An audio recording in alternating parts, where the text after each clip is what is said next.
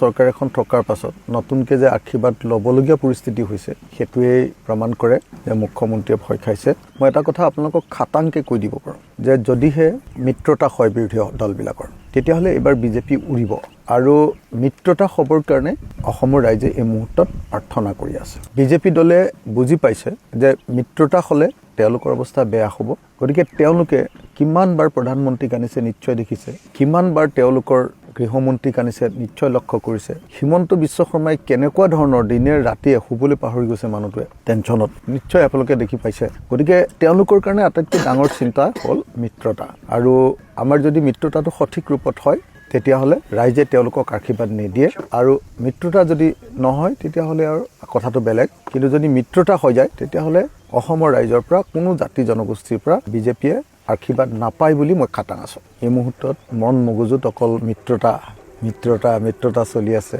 এফালেদি দলৰ ভিতৰত বিদ্ৰোহ চলি আছে, এফালেদি ৰাইজৰ মিত্ৰতাৰ কাৰণে মোৰ ওপৰত প্ৰবল হেঁচা চলি আছে, দুইটা চলি আছে। গতিকে এই দুইটাতে মন মগজু সোমোৱাই ৰাখিছোঁ। অলপ সময় মই লুকাই আছিলোঁহি, তথাপি বিচাৰি উলিয়াই আহি মানুহবিলাকে কথা পাতি আছে, কথা চলি আছে। চাৰিওফালৰ মানুহৰ মতবিলাকো বুজি আছোঁ, কি হয় কি নহয়।